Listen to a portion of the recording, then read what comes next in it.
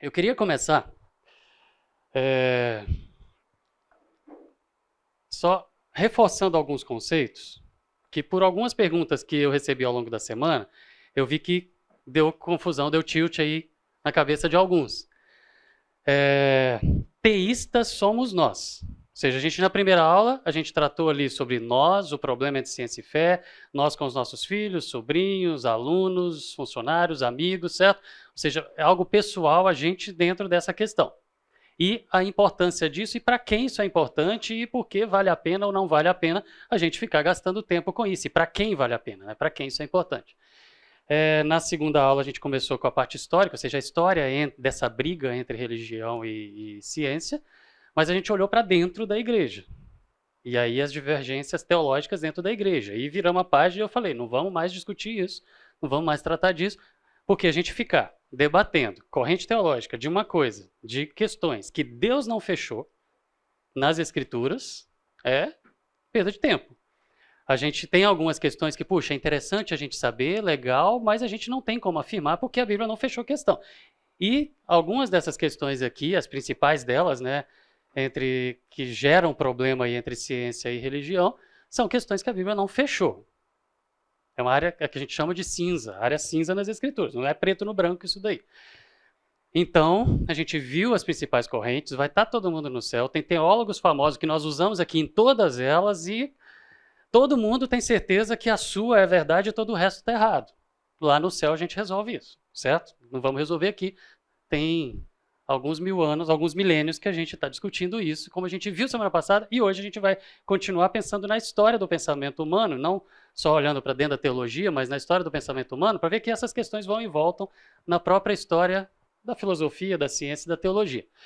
Mas no meio dessas conversas que a gente veio tendo, quando eu falei teísta, eu estou falando de nós.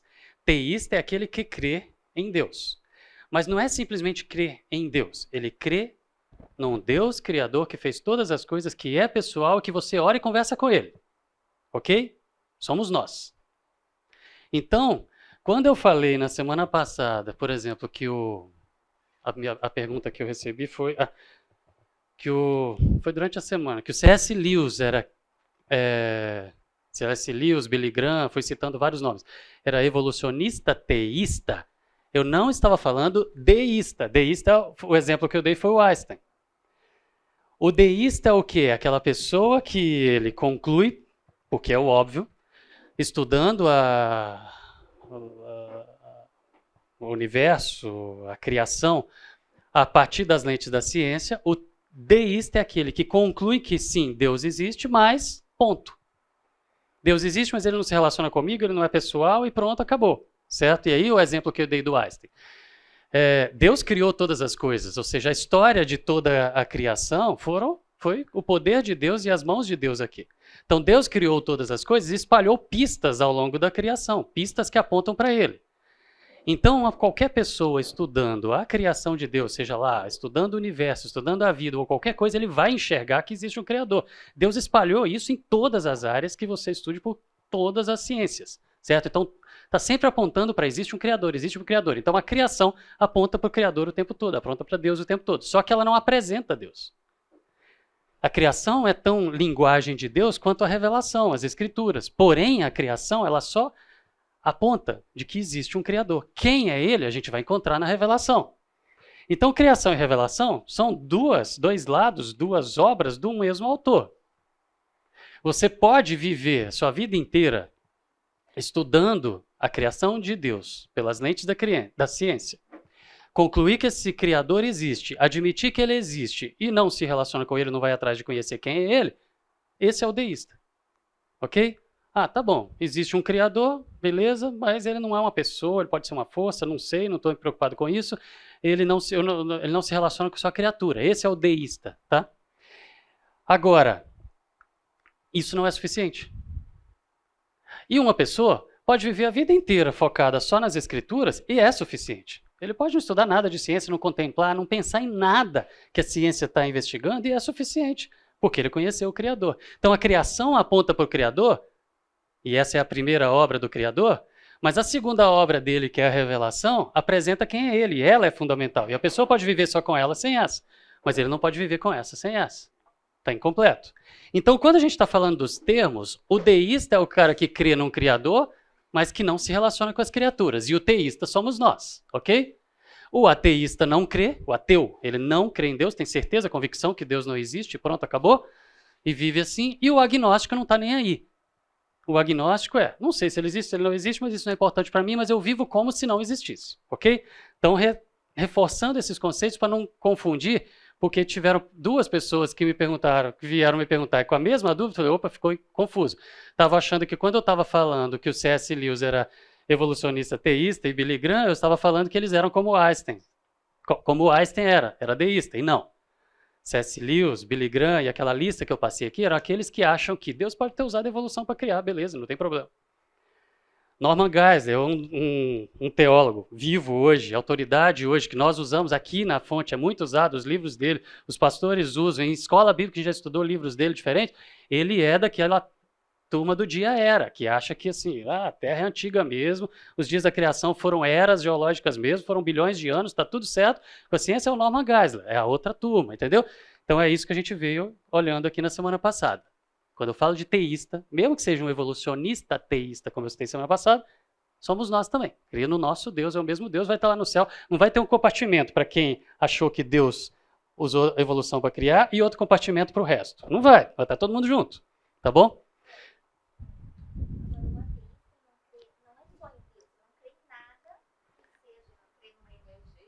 Exatamente, em nada. Daquelas correntes todas que eu falei, ele não crê em nada. Não existe nada além do físico mensurável, palpável que a gente está vendo aqui. Nem o panenteísmo, aquela história da energia, se ele vai para a energia, ele é deísta. Entendeu? Na verdade, ele crê em nada. Sempre crê. Mas isso é uma outra aula para frente. Certo? Então, quando eu falei das correntes teológicas, eu falei, quem pode afirmar categoricamente ser dono da verdade? Em todas as correntes tem gente que bate o pé e fala, quem pensa diferente de mim é um herege. Ou é um idiota. Né? Essas são as expressões. Mas ninguém pode fazer essa afirmação. Olhando para as escrituras e falando de correntes teológicas, de crente, todo mundo crente, tá bom? Lá em cima a gente vai descobrir quem tinha razão, provavelmente tinha um pouquinho de certo em cada um, era uma mistura ou não. Beleza, lá em cima a gente vai resolver. Nós estamos falando de uma área cinza das escrituras, então não vale a pena a conclusão da primeira aula. Lembra que eu falei que eu venho fazendo afirmações e em momentos diferentes do curso eu vou embasando por que eu estou fazendo aquelas afirmações. A primeira aula eu já embasei o porquê que eu estou falando que não vale a pena ficar discutindo e colocando um peso nas costas dos nossos jovens. Ele tem que se comprometer com uma corrente teológica, uma visão que a gente acha que é a tradicional. Ele tem que pensar daquele jeito. Se ele pensar diferente, ele é um herege, você coloca um peso nas costas dele e o mundo está adorando isso. Porque se você coloca um peso nas costas dele, que Deus não colocou e que a Bíblia não colocou, o mundo está ali só para poder acabar de empurrar, certo? Para poder afastá-lo de Deus. Alguns exemplos que eu citei lá na primeira aula. Bom, voltando então para a história do conflito, e aí agora não olhando para dentro da teologia, se o mundo está apresentando para a gente a ideia de que o ateísmo é uma consequência natural da evolução do pensamento humano, certo? Joga no lixo. Ou seja, o homem vem evoluindo com o seu pensamento, vem crescendo, acrescentando informações, e quanto mais informações tem, quanto mais conhecimento tem, menos a crença em Deus. Essa que é a afirmação que o mundo faz. E eu estou fazendo afirmações, estou afirmando desde a primeira aula e ainda não embasei por que eu não demonstrei por que eu posso fazer essa afirmação, mas eu estou falando que isso é mentira. Não é consequência natural da evolução do pensamento humano o ateísmo. Não é. Isso a gente vai responder daqui umas 4 aulas, mais ou menos. Mas vou responder não, vou mostrar por que isso. Mas a minha afirmação é essa. Mentira.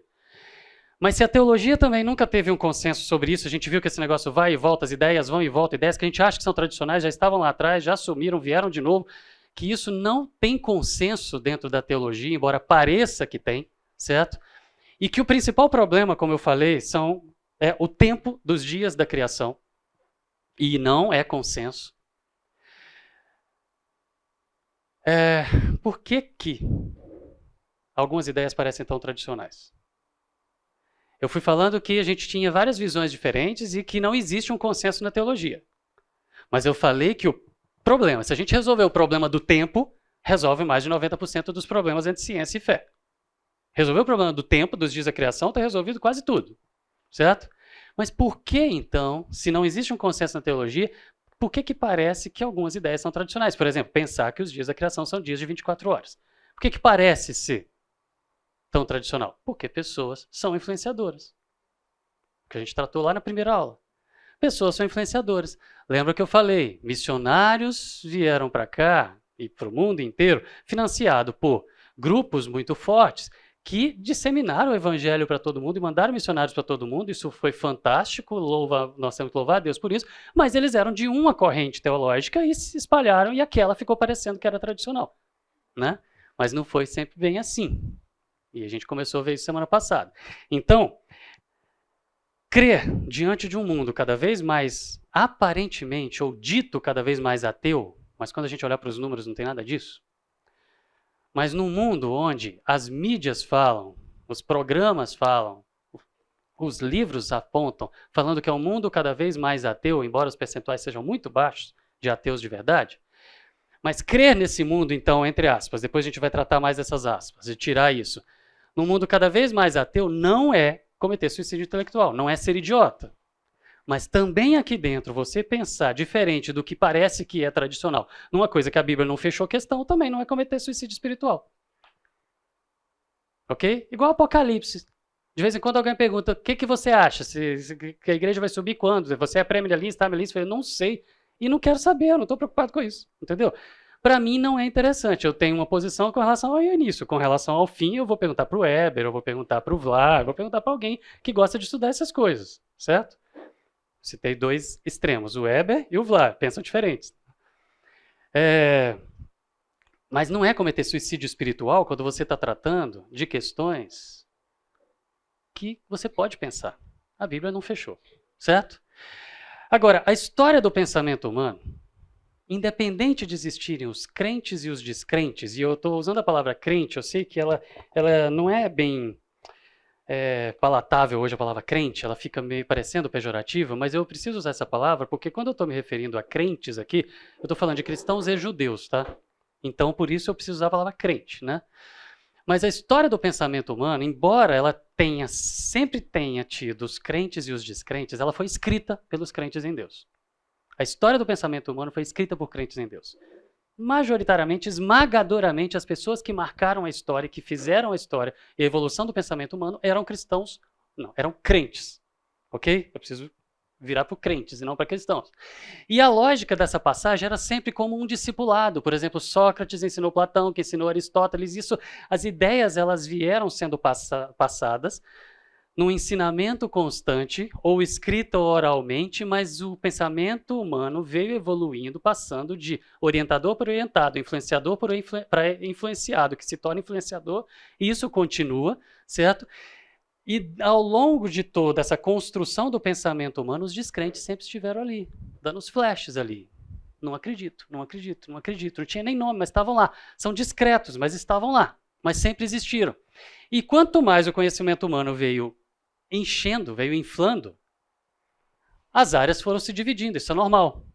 Por exemplo, o curso de biologia hoje está começando a se dividir em biologia molecular para um lado, que aí algumas faculdades já estão chamando de biotecnologia, criando curso de graduação em biotecnologia, na Unesp já criou, na Unicamp criou a pós, que depois vai virar graduação em biotecnologia, seja separando a biologia do que é ambiental, do que é o chamado molecular ali. Por quê? Porque tem tanto conhecimento que não cabe mais num curso. Você vai aumentar o curso? Não, você divide o curso. A história do pensamento humano foi assim também. À medida que você vai inflando, que você vai aumentando o pensamento, vão criando especializações. E esses troncos foram se dividindo e teologia, ciência e filosofia se separaram. Mas ao longo da história eram os pensadores. Antes de se separar, eram os pensadores. O mesmo cara que tinha uma escola onde ele ia estar tratando de questões filosóficas, ele estudava teologia, ele falava sobre Deus, e isso veio acontecendo ao longo da evolução do pensamento humano. Platão, por exemplo, ele estava discutindo Deus também no meio de outras coisas, e matemática e coisas assim. E a ideia era, a ideia de Platão é que Deus era uma figura indiferente ao bem e ao mal. Lembra, olhando para a semana passada, os conceitos que a gente tratou? Lembra do panenteísmo, a força que você pode canalizar para o bem ou para o mal, como está lá em Star Wars, certo? Vem para o lado negro da força, vem para o lado bom da força, ok? a força que você pode canalizar para o lado que você quiser, dependendo de você, essa força era Deus, o panenteísmo, e Platão já estava discutindo essas coisas lá, não é novidade. Não foi o Spielberg e todo mundo que escreveu os livros que ele usou para produzir que estavam inventando isso à roda, não. Isso já sempre esteve nas discussões na história do pensamento humano. Essa ideia de uma figura neutra e indiferente é o deísmo também, que o Einstein estava lá com essas ideias também. Então não é há 100 e poucos anos atrás que isso foi inventado com Einstein, nem há alguns milênios com Platão. Isso sempre existiu, essas discussões sempre existiram. Então, quando a gente olha para Aristóteles, por exemplo, ele estava lá discutindo que a natureza era caracterizada por contínuas mudanças. Mudanças, aquela palavra que o Darwin formatou e chamou de evolução. Tecnicamente de evolução, que é mudar, não melhorar. Mas lá atrás, Aristóteles, nos anos 300 a.C., já estava falando sobre as espécies não são fixas, elas mudam. O leão não tem aquela juba daquele jeitinho desde a origem dele, não. A espécie entra aqui nesse planeta e ela começa já a mudar, e vai mudando, e essas mudanças estão sempre acontecendo. Bom, o Darwin pôs um nome para isso, evolução. Mas muito depois, as ideias vão e voltam, elas estavam ali. Orígenes, lá também depois de Cristo, no início, lá nos anos nos anos 100, 200 aí da nossa era cristã já, ele estava falando dos sentidos das escrituras, porque as coisas, quando tentavam encaixar e às vezes não dava, fala assim, tá bom. As escrituras têm sentido literal, moral e espiritual. Se a coisa casa com o que a gente está descobrindo aqui, então tá bom, posso chamar de tudo literal. Se não casa, deve ter um sentido só moral e espiritual. Teve uma vez que eu estava num congresso de genética lá em Porto Alegre, junto com alguns amigos, a FAPESP, fomos apresentar um trabalho que a gente tinha, financiado pela FAPESP, estávamos juntos, os que iam apresentar, a gente estava no mesmo quarto, tinha um que era cristão, que estava junto comigo, um amigo, mas de uma outra igreja, e a gente conversando lá, eu descobri que ele achava que todo texto das escrituras, todo versículo da Bíblia, você tinha que achar um sentido literal, moral e espiritual, e que muitas vezes o moral e espiritual te derrubavam o literal, de forma que não tinha problema. A coisa não casou com a ciência, tudo bem. É só considerar que aquele trecho não é literal. Gente, até hoje, gente discutindo isso lá nas origens também estava assim, essas discussões sempre existiram. Lógico, eu não estou defendendo isso, estou falando de ideias que surgem, eu não concordo com isso. Aliás, deixa eu deixar bem claro, em Gênesis 1 é literal, tá bom? A gente vai tratar disso mais para frente. Mas, essas ideias de Orígenes, por exemplo, elas nasceram lá? Não, elas já existiam. A gente tem registro com Orígenes, mas as discussões estavam ali acontecendo. Basílio, nos anos 300 ali, depois de Cristo também discutindo sobre a ideia de Gênesis ser literal ou não. Só que Basílio já estava, estou falando aqui os pais da igreja, tá? Basílio já estava falando que Gênesis é literal. Orígenes estava falando, dá para poder não ser literal algumas questões. Não trata assim que aí não vai ter problema, não vai ter conflito entre ciência e religião. Ciência ou filosofia, no caso lá, e religião. Mas Basílio estava falando, não, Gênesis é literal. Estava lá, o mundo foi criado no princípio e vai ter um fim. Ponto, está resolvido isso. Só que ele já estava lá defendendo que a criação era instantânea, baseado lá em Gênesis 2, 4, como a gente falou semana passada, que apareceu tudo de uma vez. Essas coisas já estavam ali. Ambrósio, também nos anos 300 aí, depois de Cristo, ele estava já falando da ideia que hoje a gente acha que é a mais tradicional, de que os 6 dias da criação são dias de 24 horas, ok? Como o criacionismo científico defende hoje. Aquela corrente que a gente tratou aqui. Agostinho já é mais conhecido da gente, Deus não está limitado no tempo. Se Deus não está limitado no tempo, se Deus criou o tempo, ele está fora do tempo, se ele fala de 6 dias, pode não ser os nossos 6 dias, pode ser um período longo, pode ser um período diferente, porque Deus não está limitado. Essa era a ideia de Agostinho, certo? Então existe o Criador, ok? O Criador não está limitado ao tempo, ele está fora, não tem problema nenhum. Então dias de Gênesis podem ser longos períodos, não tem problema. Pode ser dias de 24 horas, não importa. Era essa a ideia de Agostinho. Como a gente vê na Turma do Dia Era, ou do criacionismo progressivo que a gente viu semana passada. Anselmo de Cantuária já estava lá dando uma lapada no povo, falando o seguinte, se alguém não sabe, seja porque não ouviu falar, ou porque não acredita, que há uma natureza suprema sobre todas as coisas, Deus, o Criador, que sozinho é autossuficiente, Deus, ele não precisa de ter sido criado, ele é eterno, o resto não é eterno, o resto teve um princípio criado por ele, e que sozinho é autossuficiente, que concede e faz com que todas as coisas existam, ou seja, Deus que criou todas as coisas, penso que essa pessoa devia pelo menos se convencer de que ele existe pelo simples fato de ser, no mínimo, minimamente inteligente. As discussões estavam lá, gente. Estou falando de 1000 anos atrás. Mais do que isso. Tomás de Aquino já veio falando, Deus é o criador dos céus e da terra, das visíveis e das invisíveis, tudo em todos os detalhes, nos mínimos detalhes, as forças, a energia, tudo que existe no universo foi Deus que criou, e ele veio tratando de mutações também. Ele falou que várias mutações das espécies emergiram e ainda vieram emergindo durante a criação. Ou seja, apareceu um ser que Deus criou, ele já está dentro de um planeta, de um universo altamente mutável, e ele continua mudando e vai mudando. Mudando que depois Darwin deu um nome de evoluir. Mudar, tá? Não é melhorar. Aí, Darwin estava aqui também. Mas o Lutero já veio falar. A Terra, o universo, tem 6.000, foi criado toda 6.000 anos, fazendo contagem cronológica lá na Bíblia, em 6 dias de 24 horas. A ideia do criacionismo científico. E o Calvino, contemporâneo de Lutero, falava que tem menos de 6.000 anos, mas também criacionismo científico, porque ele falava, teve aquela criação instantânea. Deus fez tudo no estalo, apareceu tudo prontinho. Fala.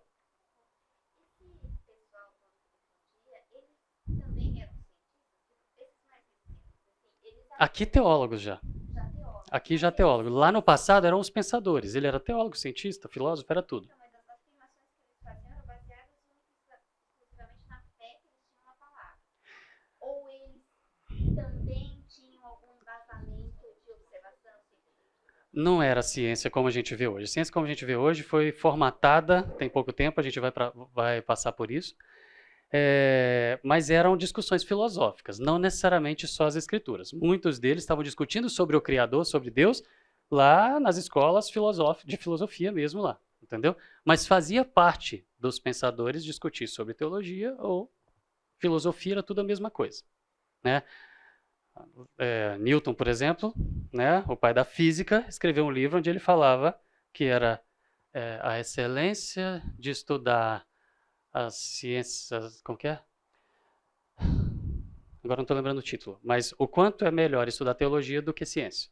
A excelência de estudar... Eu vou passar pelo livro dele. Tem um slide com o nome dele, eu vou lembrar.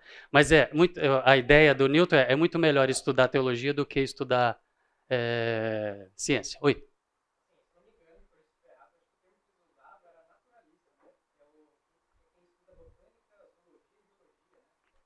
Quem você está falando? Sim, porque não existia biologia, não existia o cientista, tá? Os nomes, na verdade, vieram evoluindo. A Unicamp, quando ela foi criada, por exemplo, o curso de biologia chamava História Natural. Entendeu? Então, são nomes que a gente vem trocando aí, mas é isso mesmo. Bom, lembra que eu falei da teoria do gap? Aí, enquanto Thomas Chalmers, Episcópios, o Pember estavam lá discutindo sobre, tentando casar com as descobertas geológicas, que estavam apontando que o mundo era antigo, que o universo era antigo, que a Terra era antiga, que não era de 6.000 anos, que essas coisas estão aqui há muito tempo, porque a geologia evoluiu primeiro do que as demais ciências, e eles tentando encaixar, eles acharam aquela palavrinha lá no princípio, criou Deus os céus e a terra era sem forma vazia, mas que podia ser traduzida por e a terra tornou-se sem forma vazia, criou-se aquela teoria do gap, onde existia uma criação que com a queda de Satanás foi destruída, que fez uma nova criação e que aí tentou casar as coisas com muito tempo. Estavam discutindo lá, por que isso aconteceu? Porque a geologia estava lá nascendo e mostrando que as coisas são muito mais antigas e levam muito mais tempo para se formar e que não dá certo em pouco tempo, né? Lógico, Deus pode? Gente, Deus pode tudo. Ele pode fazer aparecer pronto. A questão não é essa, não é discutir o poder de Deus. Mas ele escolheu um jeito para fazer e ele não deixou isso escrito. E a gente hoje briga. O mundo briga com a religião, querendo falar que nós somos idiotas, né? Gente louca, né? Como a música lá do início. Por acreditar, certo? Então a gente está discutindo isso porque o mundo está falando que nós somos loucos de acreditar, de pensar nisso. Então é essa que é a questão aqui. Deus pode? Pode fazer tudo num instante, pode fazer tudo de uma vez, pode fazer em 6 dias, pode fazer em bilhões de anos. E para ele, como ele está fora do tempo, é a mesma coisa. Esse que é o ponto aqui. Bom, dia George Miller já estava lá, falando no livro Testemunho das Rochas que os dias da criação eram eras geológicas. Então, o Hanna e o Ross não inventaram o dia era, ok? O livro que eu falei que o Fernando me deu para poder preparar esse primeiro curso lá em 2009, eu acho, quando ele me deu esse livro aqui, The Genesis Question, não foi. Ele é o livro que fundou a Reasons to Believe. Mas essas ideias não começaram aqui. Tá? Os pais dos Estados Unidos ali, os pensadores, aí todo mundo fala, nossa, eram cristãos. Vários eram deístas, né? Vários eram deístas ali, fundadores dos Estados Unidos. Ou seja, existe um Deus, existe o Criador, mas ele não se relaciona com o homem, não. Tá bom? E estavam ali nos pais dos Estados Unidos. Lá na Europa, isso também já estava bombando. O deísmo, ele sempre foi muito forte, né? Deus estabeleceu suas leis, mas ele não se relaciona com a sua criatura. Né? Aquela mesma ideia do Einstein ali. Então, voltando nisso aqui. A história do pensamento humano foi feita por crentes em Deus? Foi. Ela foi escrita por crentes em Deus? Foi. Mas no meio desses crentes em Deus, que estavam ali discutindo Deus, o tempo, a palavra, a revelação, no meio deles sempre existiram os descrentes. E esses descrentes estavam ali colocando seus flashes e as suas dúvidas. O termo ateísmo foi cunhado lá no século XVI, na França. Ateus assumidos, usando esse nome para eles mesmos, isso só veio no século XVIII. Mas, ao longo de toda a história, desde os pensadores, desde antes de Cristo, os descrentes estavam lá. Eles já, nos textos filosóficos, estavam falando que não existia nada, que as coisas elas aconteceram por acaso. Ok? 1700 e bolinha, né? Nos anos 1700, David Hume, na Escócia, ele veio falar o quê? Seres finitos precisam de causas finitas. Então, nós somos finitos, nós somos mortais, nós somos limitados no tempo. Não precisamos de um Criador eterno. Nós precisamos de causas finitas. Então, o acaso explica tudo. Essa discussão do acaso não é da agora. Por mais que se jogue o acaso como o grande criador hoje, isso já está há muito tempo. Lá nos 1700, o Kant, também lá na Prússia, estava lá falando que Deus está morto. E ele veio com, se Deus não existe, seria impossível provar. Não existe mesmo. E se ele existisse, seria tolice tentar, porque ele seria tão grande fora do sistema que a gente não ia alcançar lá. Na mesma época. Ou seja, os ateus estavam aqui nascendo e aí já usando o nome ateísmo, certo? O termo já existia e as pessoas estavam formando o pensamento e já se declarando não crentes, certo? Aí o Nietzsche, já 1800, já mais próximo, veio a ideia de que Deus está morto, que Deus é um mito. Lá em 1700, quando Kant e o Hume estavam lá disseminando as suas ideias de que o acaso dá origem a tudo e que a gente não precisa de Deus para poder explicar as coisas, dentro da ciência, das ciências biológicas e estudo das origens da vida, o Lamarck estava lá desenvolvendo as ideias dele. Quem é Lamarck? O cara que veio antes do Darwin com a teoria da evolução que foi mais aceita até que o Darwin publicasse A Origem das Espécies, a teoria da evolução dele. O Lamarck veio com a ideia de melhorar. O Lamarck é o cara da girafa, que falava o seguinte, o pescoço da girafa é grande porque elas esticavam tanto para poder comer folhas cada vez mais altas e os seus filhos já nasciam com pescoço maior, com perna maior, e aí os descendentes maior ainda, e ia melhorando. Uso e desuso, usava muita musculatura, aquilo passa para o filho. Só que, gente, o filho de um musculoso nasce musculoso, não vai, isso não acontece. Então isso caiu muito rápido, é uma aula bem legal isso, mas não vale a pena aqui a gente tratar dela. Mas eu adoro essa parte da história de um derrubando o outro, assim, bem legal. Mas, enquanto o Lamarck veio falando sobre essa ideia da evolução, ou seja, das mudanças que acontecem nas espécies, nos seres vivos que Deus criou, enquanto o Lamarck estava falando sobre melhorar, à medida que os seres vão mudando, evoluindo, eles vão melhorando, o Darwin veio com A Origem das Espécies, com a teoria da evolução, que é a vigente hoje, é o neodarwinismo, que é o darwinismo mais a genética, mas é o que o Darwin propôs. O Darwin veio com a ideia de mudança independente para onde está indo. Não é melhorar. Evoluir para o darwinismo não é melhorar, é mudar. Tem um monte de gente nascendo já sem o dente do siso, isso é evolução, gente. O nosso apêndice não funciona, no passado funcionava, isso é evolução. Estamos ficando cada vez mais carecas, isso é evolução. Mudanças são evolução, não interessa se está melhorando ou piorando. E se a gente observar, está piorando, ok? É mudar. A ideia do Darwin era mudar. Enquanto essas discussões estavam acontecendo ali, o Darwin, a história dele a gente vai ver, sem ser domingo que vem no outro. Mas o Darwin era teísta, o Darwin era crente, mesmo. Amigo do pastor, fez teologia.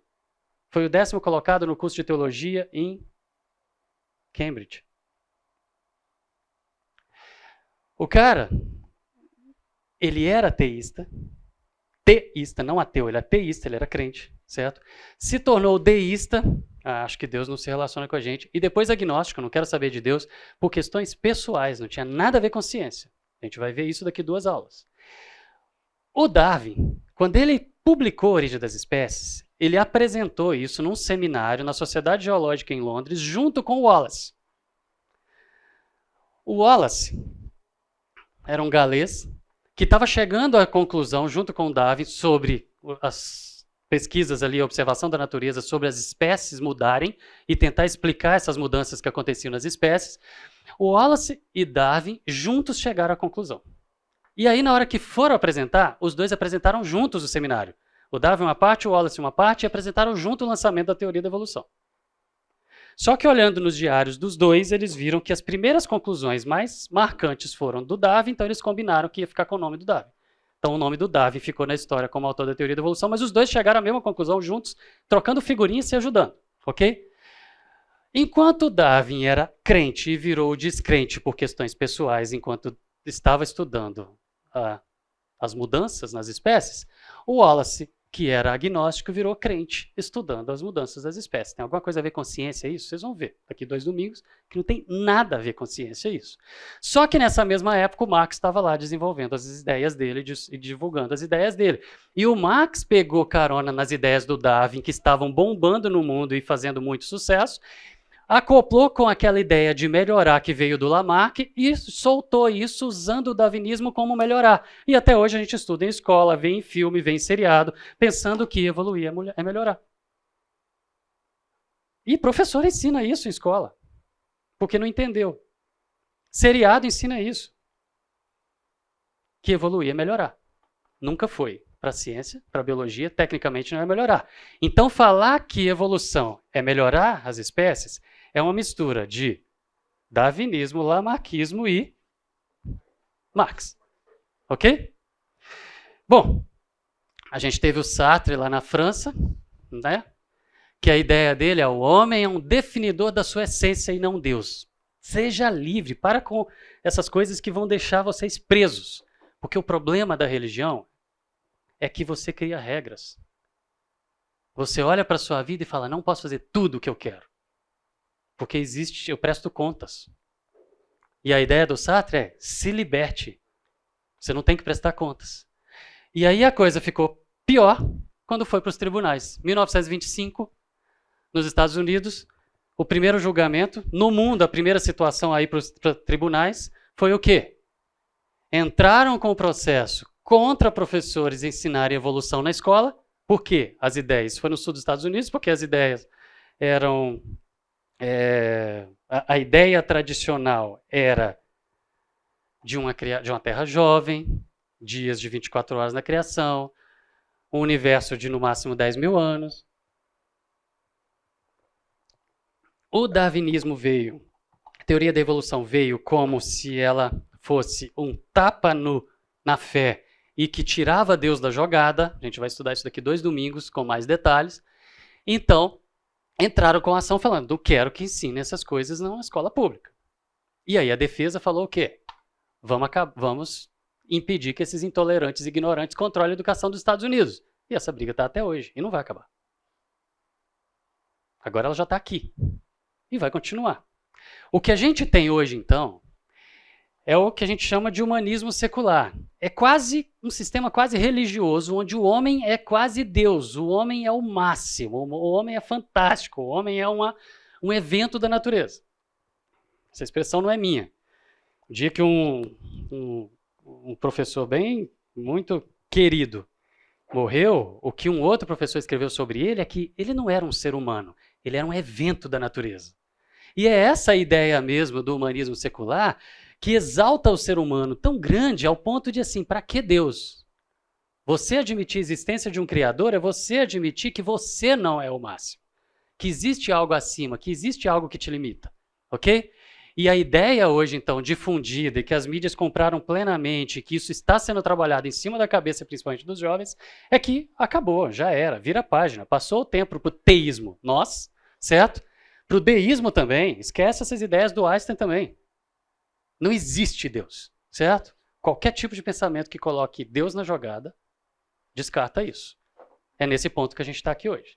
Mas se a gente olhar para os nomes de destaque na história da ciência, na história do pensamento humano, mas aí agora olhando para a ciência mesmo aqui estruturada, alguns nomes, gente, são nomes muito marcantes e muito fortes que não dá para negar. Mas se a gente olhar para os pais de todas as áreas, as grandes áreas das ciências, todos eram crentes em Deus e escreveram livros de teologia, faziam dedicatória a Deus na capa dos seus livros de ciência.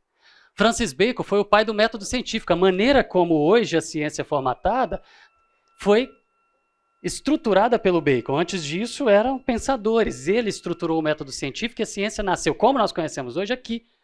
O pai da astronomia, Copérnico, crente. O pai da ciência moderna, que é conhecido, que é como Galileu é conhecido, era crente. Pascal, um dos pais do cálculo, crente. Faraday, pai do eletromagnetismo, crente. Mendel, pai da genética, um monge, gente. Viveu a vida inteira dele estudando Bíblia, no mosteiro. Kelvin, Maxwell, Ramsay, Kepler, dos pais da gravitação universal, crentes. Boyle, pai da química, crente. Newton, pai da física, crente, como eu falei, escrevendo livro de teologia. Tem livro de teologia do Newton. Ok? Pai da microbiologia, Pasteur, crente. O Francis Collins, pai do genoma, Collins, né? Pai do genoma humano, crente. Aí vem um influenciador, um youtuber, um apresentador de programa e fala que um professor não pode ser crente, fala que não pode ser crente para poder ser chamado de cientista, que você é um idiota se você crê. Gente, isso é totalmente incoerente. Completamente incoerente. A gente poderia ficar citando nomes e biografias, e é muito legal, eu gosto de ler biografias e autobiografias, principalmente, para poder não botarem mentira na boca das pessoas. Você pegar aquilo que ele falou sobre ele mesmo, e os nomes, os grandes nomes que escreveram a história da ciência moderna, crentes. A imensa maioria. Quando a gente olha para ganhadores de Nobel, mais de 90%, crentes. Não dá para poder você falar que precisa ser ateu para poder ser inteligente. Essa ideia de crazy people, de gente louca que fica acreditando nessas baboseiras que seu pai tirou de trás da orelha, como um professor falou para a filha de uma pessoa, de um amigo nosso aqui da igreja. Essa ideia de Deus, sua mãe tirou de trás da orelha. O professor falou para ela, gente, isso não é verdade. É escolha pessoal de crença e que sai repetindo. Ok? Só que essa é a afirmação dos autodenominados cavaleiros do apocalipse lá, que são os líderes do movimento ateísta do mundo. Eles mesmo que botaram esse nome para eles e tal, é tiração de onda, mas eles usam isso, né? 2 deles já morreram. Mas a ideia é que eles é que são os inimigos. Nosso inimigo comum é o ateísmo. Não é o cara. O C.S. Lewis. Porque falava que Deus usou a evolução para criar. Ele é inimigo? Tem gente que abraça essas ideias, essas brigas de maneira tão doentia que a vida dele é chamar os outros irmãos de herege porque pensa diferente dele. O nosso inimigo não está aqui, gente, nas correntes teológicas. Nosso inimigo não está interno. Nosso inimigo é o ateísmo. É lá fora. São as ideias que hoje estão bem financiadas, estruturadas e divulgadas em todos os meios para poder fazer a cabeça da juventude. Esse é o nosso inimigo em comum. Ok? Lá em Atos 17 já falava dos epicureus e estoicos que ficavam argumentando, divagando e atrapalhando os cultos e atrapalhando as reuniões, certo? Em Atos 13 estava falando dos tiradores de onda, os escarnecedores que vinham te chamando de loucos, esse povo que está se reunindo e tal. Tiradores de onda, questionadores, e lá em Salmo diz o tolo em seu coração. Tolo é a ideia mesmo que chamam a gente de idiota, certo? Mas em Salmo está falando, diz o tolo no seu coração, Deus não existe. Gente, tirador de onda sempre existiu. Questionadores sempre existiram. Os descrentes sempre existiram, mesmo sendo minoria, mas sempre existiram. Muda as estratégias, mas não muda os argumentos. É tudo reciclado. Se você pegar o material ateísta moderno, são os mesmos argumentos de 2.000 anos, de 1.000 anos, de 800 anos, de 500 anos, com roupa nova e linguagem nova. Só isso, mas é a mesma coisa. É discussão filosófica. Não muda nada. Então, não interessa se é na história antiga, medieval, moderna, contemporânea, é a mesma coisa. Certo? É a mesma coisa.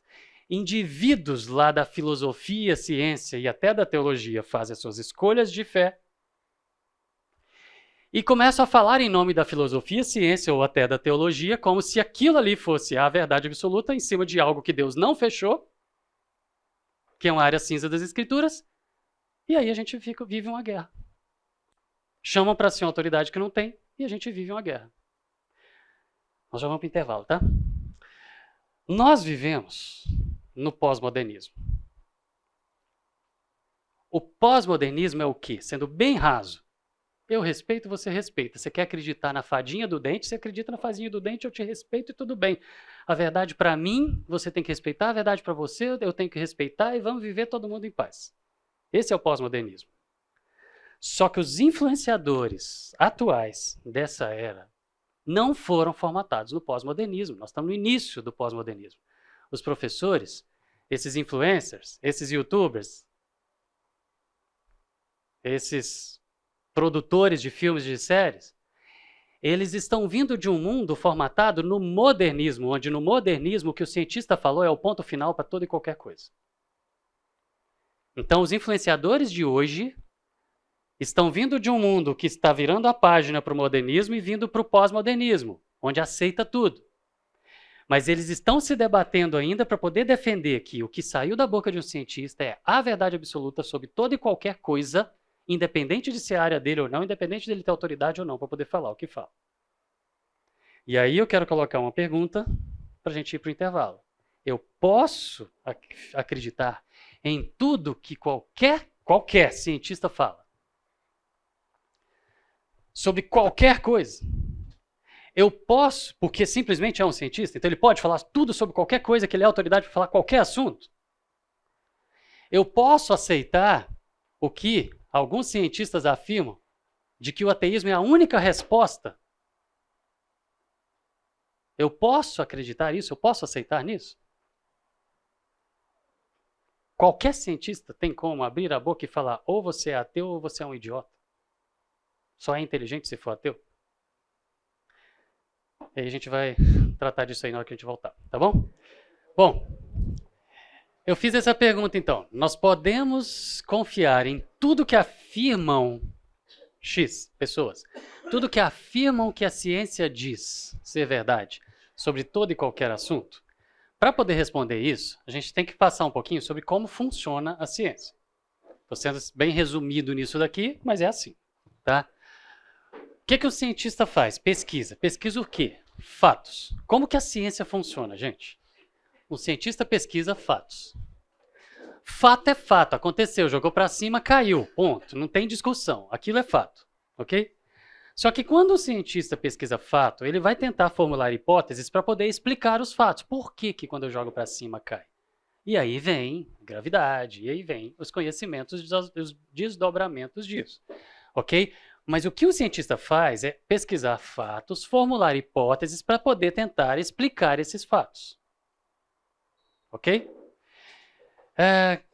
Quando esse cientista formula hipóteses, e essas hipóteses são muito boas, e elas ganham adeptos, e elas se fixam, elas viram uma teoria. Ok? Então, um fato acontece, cientistas investigam esses fatos, formulam hipóteses para poder tentar explicar esses fatos. Essas coisas não acontecem em dias, não, gente. Vão vidas, às vezes. Ok? Mas formula hipóteses para poder explicar os fatos. Se elas pegam, se elas são consistentes, se elas conseguem ser minimamente estruturadas para poder testar e tal, elas formam teorias. E se essa teoria ela for comprovada, e aí o cientista que formulou essa teoria passa o resto da vida atrás das provas, e morre os filhos dele, os alunos dele, todo mundo continua atrás das provas. E se algum dia chegam lá e comprovam aquela hipótese que virou uma teoria, aí vira lei. Quantas leis vocês conhecem? Ok? Tem. Na física, tem. Na matemática, tem. Beleza. Mas, gente, é muito tempo para isso aqui chegar.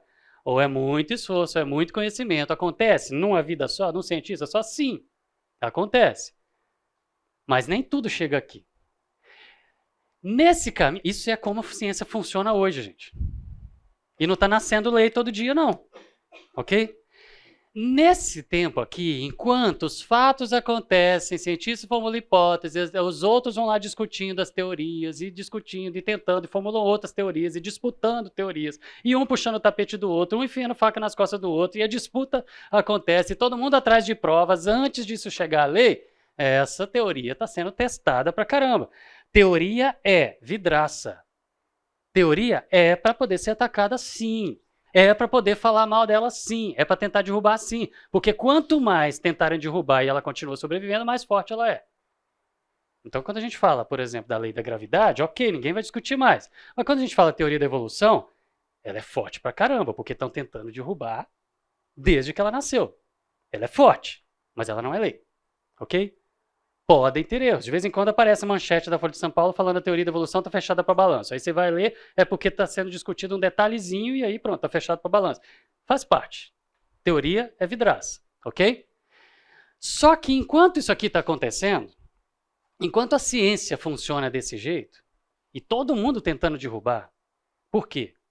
Uma teoria forte, quando ela é derrubada, a pessoa que derrubou uma teoria forte, o nome daquele cientista fica maior do que quem criou a teoria que ele derrubou. É o cara que derrubou a teoria tal. Quem derrubou o Lamarck foi o Weizmann. E o Weizmann ficou conhecido e marcou a história da ciência como o cara que derrubou o Lamarck.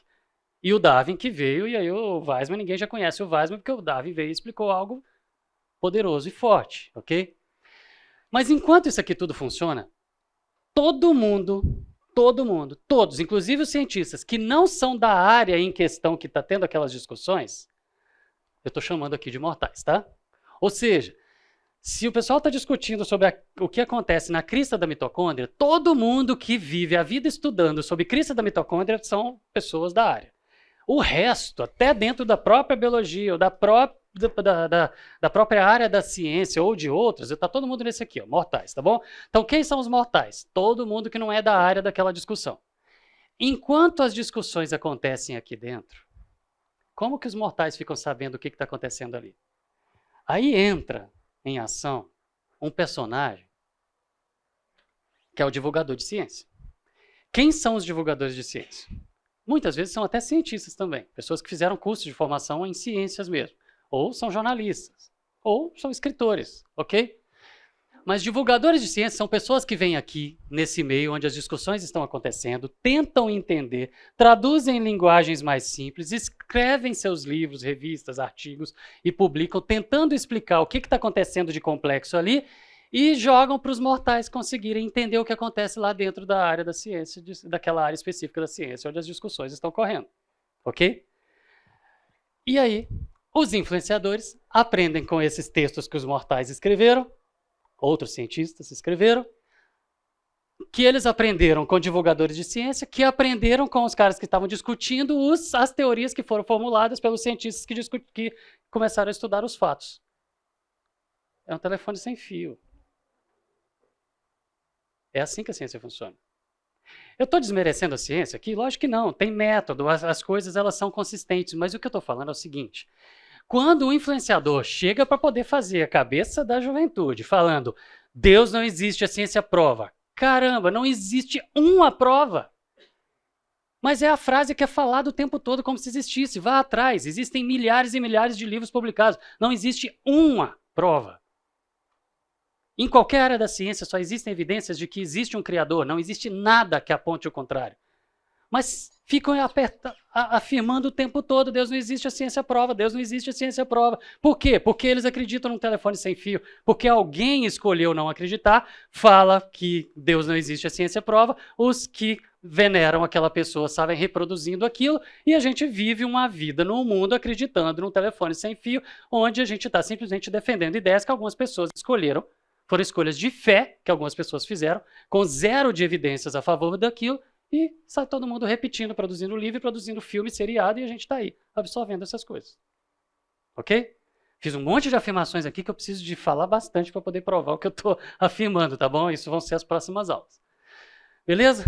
Então eu posso acreditar, volto para a pergunta, posso acreditar em tudo que afirma que a ciência fala ser verdade, sobre todo e qualquer assunto? Não, claro que não. Não é o tempo que se gasta discutindo uma coisa. Tem discussões, como eu mostrei para vocês aqui, que tem 3.000 anos que elas estão acontecendo. E não vai fechar, só quando a gente chegar lá. Certo? Não é o tempo que define se uma coisa é verdade ou não. Não é o tempo que ela está sendo discutida. Ok? Não é o texto que é usado como referência. Ah, eu estou usando o texto que foi original e escrito pelo fulano, que é uma sumidade. Ok? Não estou usando o que divulgador de ciência publicou. Estou usando o texto do cara lá mesmo. Sim, o cara também faz as suas escolhas. Não é o texto que é usado como referência para poder definir o que é verdade ou não. Ok? Não é o local ou grupo onde acontece a discussão. Ah, a turma de Oxford é melhor, a turma de Harvard é melhor. Se veio de lá, eu tenho que aceitar. Não é, gente. Pessoas fazem escolhas de fé o tempo todo. Sempre você está tendo escolhas. Sempre você está fazendo escolhas. Não é o currículo de quem está fazendo. Não é o currículo de quem está fazendo as suas escolhas, de quem está fazendo as afirmações, que torna algo verdadeiro só porque uma pessoa falou que é. E só porque ele tem o currículo A, B ou C. Melhor do que A, B ou C. Ok? Não é o nome do cientista, embora eles chamem para si essa autoridade. Não é o prestígio dele. Não é a inteligência. Não é o intelecto que define a verdade. Então dá para poder confiar em toda e qualquer coisa que sai da boca de um cientista só porque é cientista? Não. Se o cara é uma autoridade naquele assunto, provavelmente ele não vai fazer afirmações categóricas naquele assunto que ele é autoridade, onde ele sabe, quando ele sabe que não está comprovado aquilo, porque ele está falando da área dele. E se ele falar besteira, os pares dele vão saber que ele está falando besteira. Ok? Então ele vai ser cauteloso para falar sobre a área dele. Mas, quando está falando para leigos... Domingo passado, uma pessoa veio conversar comigo aqui falando assim, nossa, mas tem um vídeo que está correndo, falando isso e tal. Aí eu falei o seguinte, olha, essa não é a minha área, eu vi o vídeo, mas eu fui conversar com o cientista tal, aqui da igreja, que a área dele é exatamente essa. E o que esse vídeo que está correndo aí para os grupos na igreja, fazendo essas afirmações, falando com a pessoa que é autoridade nessa área, ele falou o seguinte, erraram na interpretação dos dados, porque o que os dados estão apontando é exatamente o contrário do que estão correndo no vídeo. Gente, o especialista tem autoridade para poder falar sobre aquele ponto, mas o que sai da boca de um cientista não é a palavra final sobre todo e qualquer assunto, ok? É falsa essa divisão, essa dicotomia entre leis naturais e ação divina, ok? Para a teologia judaico-cristã, que eu estou chamando aqui de crente, certo?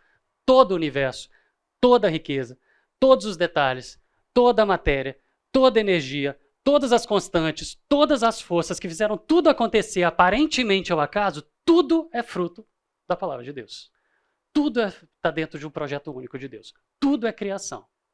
Se tem as forças fundamentais da natureza que a física chama, que deram origem a tudo do jeito que está, se elas já estavam lá quando a energia se dissipou no Big Bang, quem colocou essas forças ali era o Criador. Ele fez o seu projeto, colocou todas as regras e soltou tudo e aconteceu exatamente o que ele queria que acontecesse, porque foi tudo planejado, preparado para sair daqui e chegar aqui. Não tem um átomo que mude, que choque, que faça o que fizer que não foi planejado, porque as coisas todas estão projetadas, é um projeto único, do início ao fim. Ok? Tudo que tem que acontecer está projetado, tudo que já aconteceu estava projetado. Então, para nossa teologia, toda a riqueza do universo vem do projeto único de Deus. Ok? O universo cristão é fruto, como eu citei lá na primeira aula, o Nárnia, lá, a criação de Nárnia, onde Aslan, o leão, sai rugindo e da boca dele sai poder e tudo vai se formando, a maneira como C.S. Lewis usou para, de maneira poética, descrever a criação, certo? É isso, das palavras pessoais, inteligíveis, intencionais do Criador, saiu o poder, criou todas as regras, fez todo o projeto, soltou toda a energia e tudo aconteceu. Então, para a teologia judaico-cristã, não tem nada que escape, que saia, que esteja fora do projeto de Deus. Tudo é Deus, do início ao fim. Tudo é Deus. Não tem nada que coloque ele para fora. Ok? Então, a atividade criadora de Deus está em tudo, está em todas as coisas. Deus está em tudo. Então, se as escrituras, reveladas por Deus, estão falando O que ele fez, para que ele fez, por que ele fez, qual o propósito, o foco, o alvo daquele texto de Gênesis, por exemplo, que fala sobre a criação. As escrituras são revelação do Criador, ok? A criação dele também, a natureza, que é a criação dele, está tudo dentro do mesmo projeto. É tudo Deus. Não dá para Deus mostrar na natureza uma coisa e nas escrituras outra. Aquela ideia de que parece que Deus espalhou pistas falsas, tem alguém errando alguma interpretação. Se está entrando em choque escrituras e natureza, alguém está interpretando errado. Ou o teólogo está interpretando errado as escrituras, ou o cientista está interpretando errado a natureza. Mas considerando que tudo é um projeto único do Criador, que não cai, aquela ideia de não cair um fio de cabelo sem que Deus saiba, gente, não movimenta um elétron sem que Deus tenha planejado. Ok? Então, se existe algum choque, alguém errou na interpretação. E o erro é humano. Não é Deus. Ok? Os fatos expressos na natureza, então, são atos de Deus. E tão atos de Deus quanto as palavras das Escrituras. Beleza? Hebreus 11 fala o quê? A fé é o firme fundamento das coisas que se esperam e a prova daquilo que não se vê. Fé é a prova do que não se vê. Ok? Pela fé, entendemos que os mundos foram criados pela palavra de Deus, de modo que o visível não foi feito daquilo que se vê, ou seja, o visível veio do que não se via. Ok. Fé é a prova do que não se vê. Será que o conflito entre ciência e fé, que a gente veio tratando mais filosoficamente até aqui, e de domingo que vem para frente a gente entra em outro bloco, mas será que o conflito é entre o que se vê e o que não se vê? É fé contra a razão, ok? O conflito entre razão, ou seja, aquilo que você prova, que você afirma só a partir de provas, ou a fé, que é aquilo que você prova a partir do que você não vê, você simplesmente acredita, cego e vazio, não é aí, gente. Jeremias 9, 23, 24 fala o quê? Não se glorie o sábio na sua sabedoria, nem se glorie o forte na sua força, não se glorie o rico nas suas riquezas, mas o que se gloriar, glorie-se nisso, em me entender, em me conhecer. Se você quer sentir orgulho de alguma coisa, sinta orgulho de estudar a palavra, de estudar Deus, de entender Deus. Lembra que eu falei na primeira aula que os pais primeira ou segunda, agora não lembro, que os pais da igreja, eles estudavam a natureza para poder trazer para o púlpito e falar, olha o que Deus fez, olha como ele fez, olha os detalhes da riqueza disso, da criação de Deus. Se tem um motivo para nós nos orgulharmos, é de estudar, de entender e de conhecer Deus. Orgulho. Oi. Uma frase que eu achei muito legal, que é a fé que pensa, a razão que sente. Boa. Ótimo. A fé que pensa e a razão que sente. O problema, então, está entre a ciência e a religião. O problema, considerando tudo isso que a gente veio falando e toda essa história que a gente está tratando aqui, vem muito mais coisa nas próximas aulas, comprovando as coisas que eu estou falando aqui, mas o problema está entre ciência e religião até aqui? Não. O problema está entre fé e razão. O problema está entre o teísmo, a crença, e a não crença. Gente, o negócio é quem é mais inteligente do que quem. É disputa intelectual. Tantas correntes teológicas, das pessoas que a vida delas é só ficar discutindo corrente teológica sem viver a vida cristã, vamos viver a vida cristã. Isso não é o fundamental. É a glória do homem contra a glória de Deus. Então é discussão, tanto interna quanto externa, de coisas que Deus não fechou questão, gente, é quem é mais inteligente do que quem, é quem convence mais pessoas, é quem traz mais gente para o seu time. É a glória do homem contra a glória de Deus. É o teísmo, a reverência a Deus, contra o humanismo, a reverência ao homem, o evento da natureza. Ok? É orgulho. O problema entre ciência e religião é o mesmo problema que vai cair lá no fim de vários temas de escola bíblica que a gente vai estudando várias coisas aqui. É o orgulho. No fim das contas, é orgulho. É quem quer se exaltar mais. Eclesiastes fala o quê? Diz o pregador, vaidade de vaidades. Tudo é vaidade, o problema é orgulho, gente. O problema é que a gente se acha demais. Eu quero ser aplaudido, eu quero ser reverenciado, eu quero ser escolhido, eu quero ser chamado. Então, acreditar é ser idiota? Não é. É cometer suicídio intelectual? Não é. Mas questionar também se Deus não fechou questão? Também não é. Deus nos deu um cérebro altamente desenvolvido para poder ficar viajando, pensando e criando alternativas, hipóteses, teorias, e indo atrás de provas, indo atrás de leis. Por quê? Porque ele quer que a gente faça assim mesmo. É para pensar, é para divagar, é para estudar, é para entender, como fala em Jeremias, para poder nos orgulhar de entender cada vez mais Deus e ficar feliz e abismado e fascinados com esse Deus. Quando começou a pandemia, que começaram a sair os artigos sobre o vírus novo, e todo mundo estudando, lá no início, estava nem falando de vacina ainda, mas que a gente começou a estudar o vírus, e teve um dia que estava conversando com o Fernando, e ele perguntou alguma coisa, e eu falei, nossa, saiu um trabalho que mostrou que é assim que funciona, assim. Aí ele faz isso, ele corta um pedacinho da molécula, ele faz e tal. Aí ele, nossa, você está empolgado com isso? Eu falei assim, nossa, esse vírus é muito legal. Opa! Aí eu não posso falar isso perto de qualquer um. Aí eu falei, numa classe, né? Mas é muito legal você estudar, é muito fascinante você estudar como as coisas funcionam, porque isso tudo está dentro de um projeto magnífico, que as coisas funcionam, que existe uma mudança, que o vírus estava lá num bicho, e uma mudança mínima, mudou uma voltinha, um ganchinho que era desse tamanho que ficou aberto, e aquela partezinha da molécula aberta facilitou encaixar nas nossas células, e o que era de morcego virou para humano. Aí você fala, mas não foi fabricado? Essa é outra história, essa é outra aula, essa é outra coisa. Tudo bem? Mas, gente, é fascinante entender. Por quê? Porque a gente tem que entender. Deus nos deu o cérebro para isso. A gente não fica contente só com a informação superficial. A gente quer ler mais e quer aprender mais e quer aprender mais. Nós temos sede de conhecimento porque Deus colocou isso na gente. Só que 1 Pedro 3,15 fala o quê? Que nós devemos estar sempre preparados para responder a qualquer que pedir a razão da esperança que há em nós. Ou seja, a gente tem que fazer isso aqui. A gente tem que estudar. Porque se tem gente questionando e falando que somos crazy people, né? Se tem gente falando que nós somos pessoas loucas aqui, né? Porque a gente está aqui discutindo, gastando um tempo no domingo à noite, estudando sobre origem, sobre Deus, sobre crença, ok? Gente, nós temos que nos preparar para poder responder. Ok. Só que nesse mesmo texto fala a forma que a gente tem que fazer. Essa briga entre ciência e fé, tá um bateu, levou há tanto tempo. Porque tá todo mundo concentrando em se preparar e responder e disputar.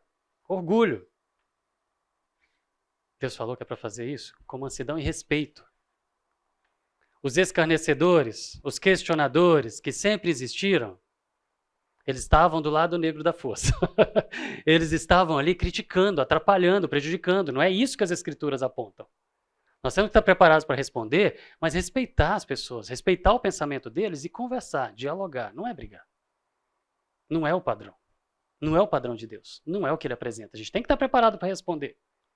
Mas a gente tem que respeitar as pessoas e tratar disso. Não é omitir, mas é tratar dessas questões, apresentar os argumentos e conversar com mansidão e com respeito. Ok? Então, gente, vamos deixar de lado orgulho, soberba, é tentação para todos nós isso, certo? E vamos viver a vida cristã, dando enfoque naquilo que Cristo enfatizou. Não vale a pena ficar brigando por causa dessas coisas. E menos ainda botar peso nas costas dos nossos jovens. Eles não têm que ter uma posição. Pode apertar o botão de pausa e desligar isso só quando chegar lá em cima, não tem problema. Agora, para alguns, principalmente para os que forem para a área biológica, eles vão querer, não tem jeito, porque vai querer estudar essas coisas. Eu comecei a ler com 12 anos esses assuntos.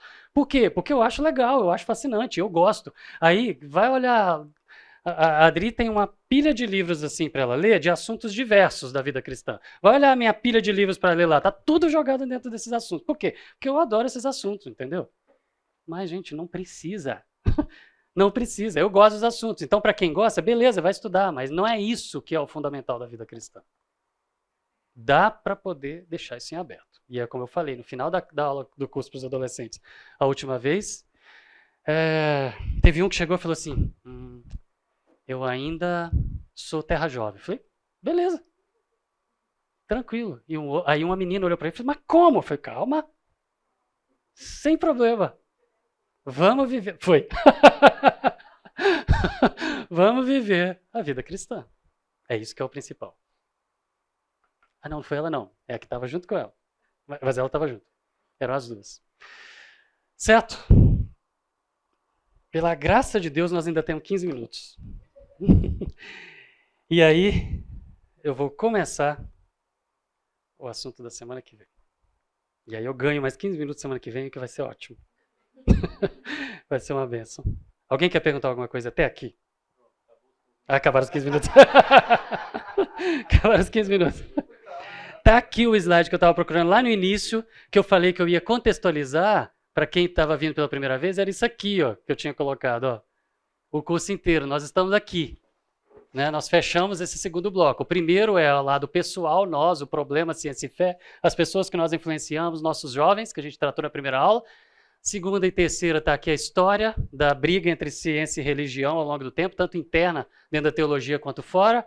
E aí agora a gente entra no livro de Gênesis e os dias da criação. E aí aqui eu vou falar por que eu fico afirmando que pode não ser dia de 24 horas, sem problema nenhum, sem ninguém mandar ninguém para o inferno.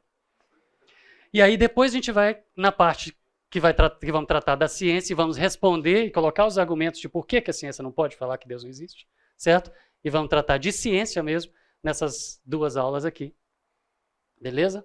Que aí a gente vai falar sobre Darwin, sobre a teoria da evolução, sobre o ateísmo moderno e como responder os argumentos aí do ateísmo, certo? E aí depois a gente vem falar sobre as nossas percepções de Deus e a conclusão ali, que é a aula que eu falei que primeiro e último são completamente diferentes. Mas vamos para Gênesis então? Eu perguntei se tinha alguém que tinha pergunta e eu não deixei perguntar. Pode perguntar. Alguma pergunta? Não, sem constrangimento, pode perguntar.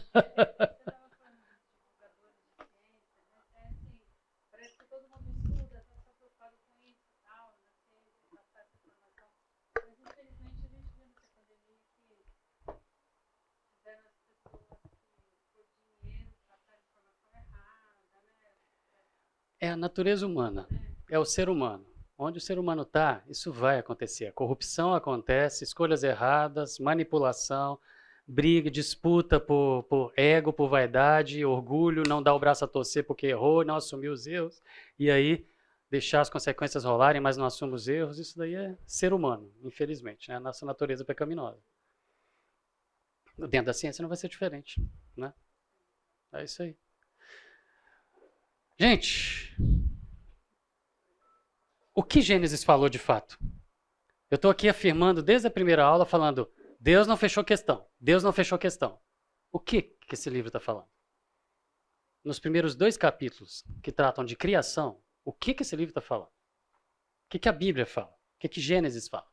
Gente, Gênesis é o título em grego. O original é hebraico, Bereshit. Por isso que lá na primeira aula eu brinquei que o título do filme que eu quero assistir primeiro quando chegar lá em cima é Bereshit, certo? Para poder ver o filminho que Moisés viu. O jeito que Moisés escreve em Gênesis para poder descrever a criação é muito do ponto do observador.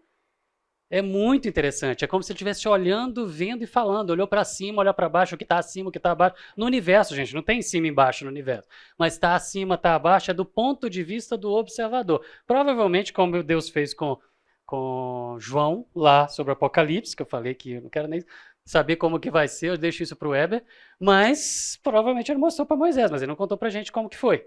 Mas lendo e pensando do ponto de vista do observador, dá para a gente chegar a algumas conclusões bem interessantes, certo? Mas Gênesis está lá, em hebraico, no original, que ele trata do princípio. Por isso que são as origens. E por isso ele tem que começar falando do princípio de tudo, do zero. Mas não é só o princípio das coisas. É o princípio daquela família que Deus tinha separado lá de Abraão. É o princípio do povo de Israel, aquele povo que ele estava tirando do Egito. São princípios. São as origens de tudo, do homem, de uma família, de um povo, de uma nação, onde ele ia mandar o Salvador. Tem um objetivo para isso.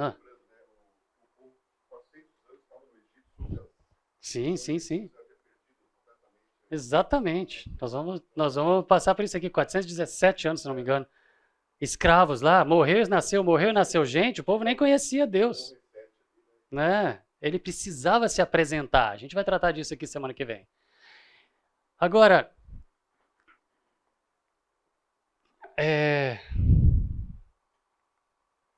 gente, eu apaguei um slide que eu não deveria ter apagado. Ok? Tudo bem. Tudo bem. Eu primeiro ia responder sobre o autor de Gênesis, mas vamos lá. Pulei um slide aqui. Quem escreveu Gênesis? Em primeiro lugar, eu vou tratar só dessa daqui hoje. Quem escreveu Gênesis? O autor não pode ser alguém de séculos muito mais tarde do que aquele povo andando no deserto. O povo de Israel saindo lá do Egito, certo? Indo para a Terra Prometida. O autor não pode ser alguém de muito tempo depois. Tem que ser alguém que estava ali junto com eles, naquele período. Ok? Por quê? Porque ele dá muitos detalhes.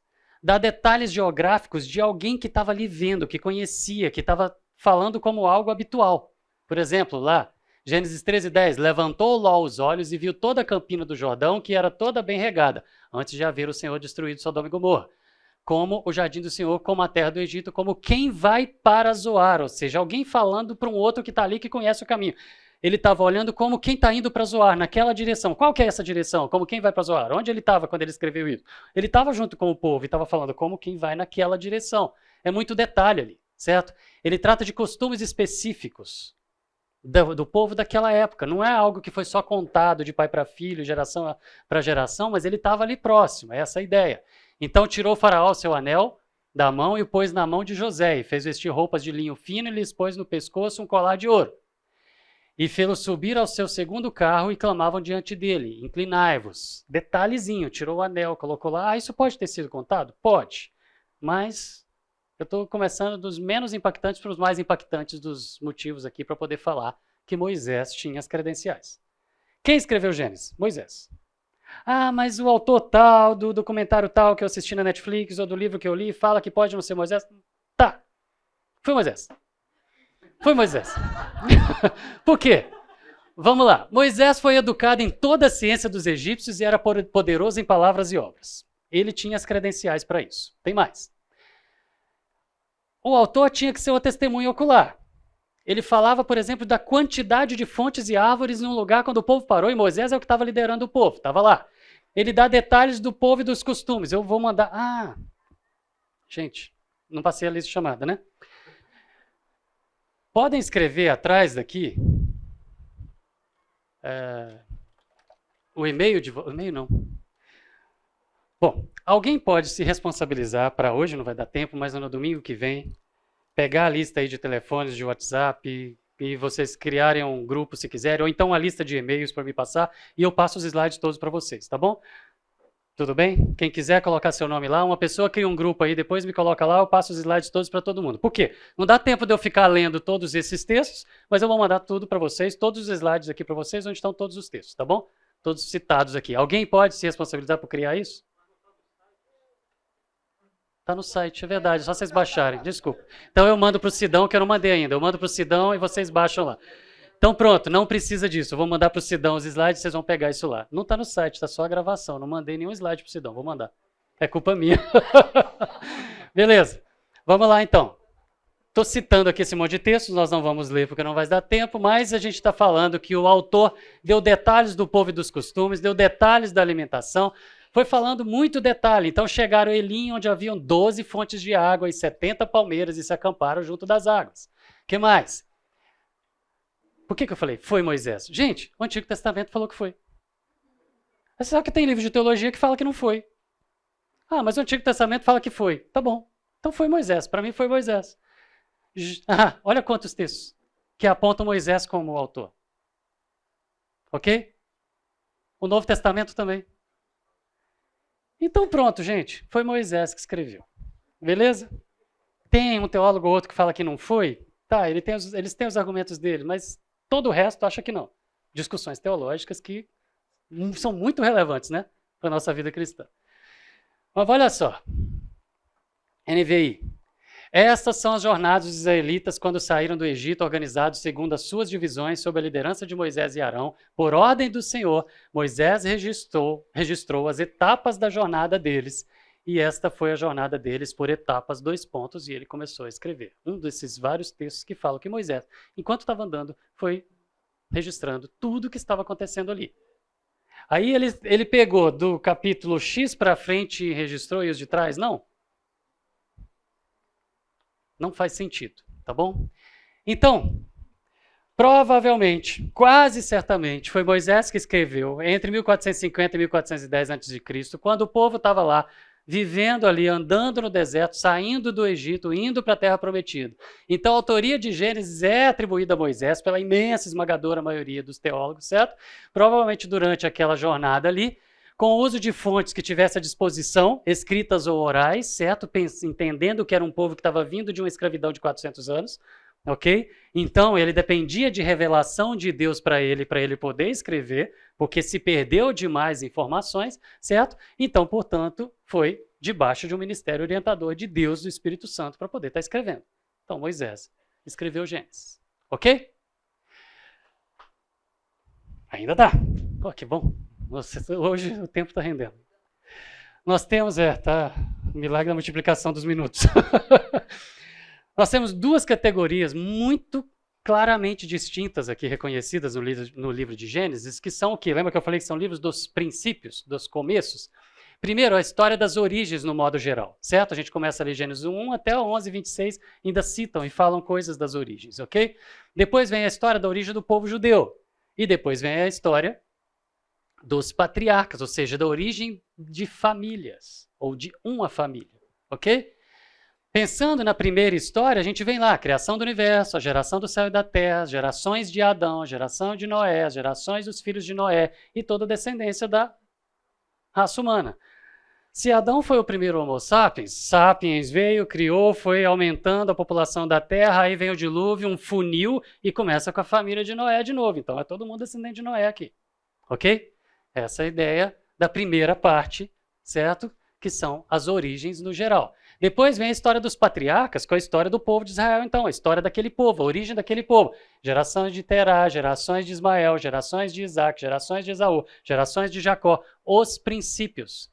Bereshit é o nome de Gênesis, porque ele está tratando dos princípios, do início de tudo, do porquê de cada coisa, do propósito das coisas, do porquê Deus fez, do porquê ele está escrevendo, do porquê ele está falando e para quê, qual o objetivo daquilo.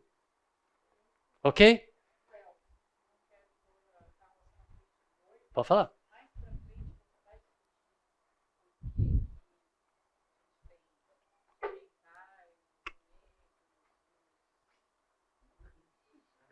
Não. Porque mutações aconteceram. Não. Não. Aí é genética, né? Então, eu falo isso na genética do comportamento, no curso de comportamento, eu acho que eu não falo sobre, não. Eu falo muito de mutação no curso de comportamento, o ano que vem já vai tratar disso. Um slide novo para colocar. Mas, não, sim.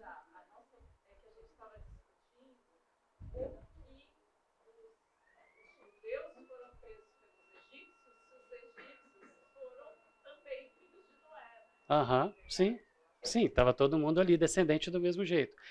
Mas assim, gente, mutações acontecem o tempo todo, né? O tempo todo. Tá todo mundo sofrendo mutação aqui agora. Todo mundo está sofrendo mutação. Só que a gente tem sistema de reparo que vai lá e conserta. Mutação acontece, vai lá e conserta. Vai quando escapa, passa para frente alguma coisa. Normalmente essa alguma coisa é câncer, doença autoimune e vai embora, ok? Quando dá certo de passar para frente alguma coisa que gera uma característica nova, aquilo ali segue e isso é evolução. Aí, nesses momentos, Elô, quando situações acontecem assim que passam, aqui você começou a ter uma concentração maior de melanina, ou uma concentração menor de melanina, isso vai mudando a forma, vai mudando o formato, vai mudando a estatura, e você vai tendo os tipos diferentes ali de mutação, ou seja, é evolução, é mudança. E vai continuar acontecendo. Se a gente continuar aqui por milênios, a gente vai tendo povos diferentes com características diferentes. Embora com viagens rápidas aí, a gente tende mais a homogeneizar as coisas. Mas se a gente vivesse isolados, a gente ia pegando características diferentes. Você precisa de um isolamento para poder você ter características diferentes se acumulando. Se você mistura, você vai diluindo os genes e vai ficando todo mundo igual, né? Então, isso é o conceito técnico de evolução. Não é melhorar, é mudar, né? Por que a gente tem vários tipos diferentes? Porque nós estamos evoluindo, nós estamos mudando. Nós não estamos melhorando, nós estamos mudando. Certo? Domingo que vem a gente segue daqui.